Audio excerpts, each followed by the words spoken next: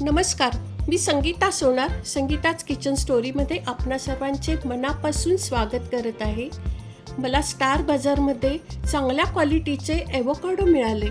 ठरलं तर मग आज डिनरसाठी ॲव्होकाडो टोस्ट बनवायचे. याला गुआकामोली असे सुद्धा बोलले जाते. चला रेसिपीला लगेचच सुरुवात करते. 2 ॲव्होकाडो घेतलेले आहेत. कापून घ्यायचे आता.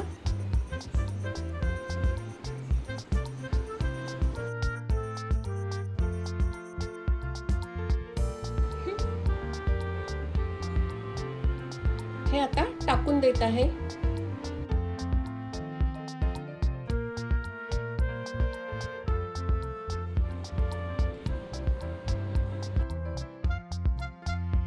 मी सुरुवातीला 2 ॲव्होकाडो घेतले होते, पण अजून मी त्यात 2 ॲड केले आहेत.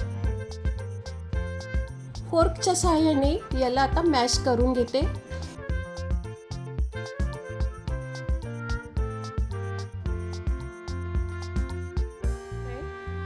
आता बाकीचं साहित्य दाखवते.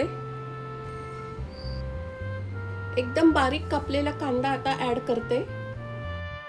साधारणपणे एक मोठ्या साईजचा कांदा ॲड केलेला आहे. 2 टोमॅटो घेतलेले आहे बारीक कापलेले, पण या टोमॅटोच्या आतल्या बिया मी काढून घेतलेल्या आहेत अशा पद्धतीने. त्यानंतर कापलेला आहे.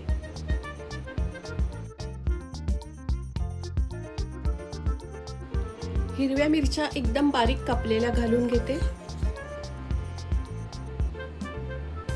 साधारण 2 हिरव्या मिरच्या एकदम बारीक कापलेल्या घातल्या आहेत. मिरी पूड 1 टीस्पून घेतली आहे, ती पण घालते. रोस्टेड जिरा पावडर 1 टेबलस्पून घेतलाय, ते पण घालून घेते. चवीप्रमाणे मीठ. आता आपल्याला व्यवस्थित मिक्स करून घ्यायचंय. मी हे जे मिश्रण बनवले आहे त्यात मी मोठ्या साईजचा अख्खा लिंबू पिळला आहे, परंतु काही टेक्निकल इश्यूमुळे ही लिंबू पिळण्याची छोटीशी क्लिप येऊ शकली नाही. तेव्हा तुम्ही जरूर लिंबू पिळा, त्यामुळे या गुआकामोलीला अगदी प्रॉपर चव येणार आहे. मिश्रण व्यवस्थित आता मिक्स करून झालंय. एकीकडे मी ब्रेड सुद्धा टोस्ट करून घेतलेले आहे. येथे मी द हेल्थ फॅक्टरीचा 0 मैदा मल्टीग्रेन ब्रेड यूज केलेला आहे. मी पॅन मध्ये बटर किंवा तेलाचा वापर न करता डायरेक्टली ब्रेड टोस्ट करते, ज्यामुळे फॅट्स कमी प्रमाणात पोटात जातील आणि ही रेसिपी अजून हेल्दी बनेल. इथे हे ब्रेड ब्राऊन व कडक टोस्ट होईपर्यंत भाजून घेणार आहे. या टोस्टवर आता हे मिश्रण लावून घेते.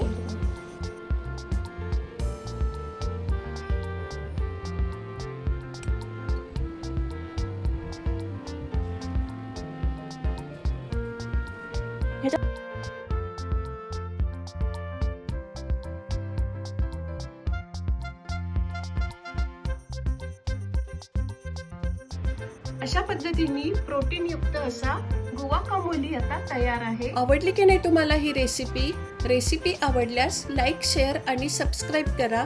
बेल आयकॉनवर क्लिक करायला विसरू नका. पुन्हा भेटूया अशा छानशा रेसिपी सोबत. धन्यवाद.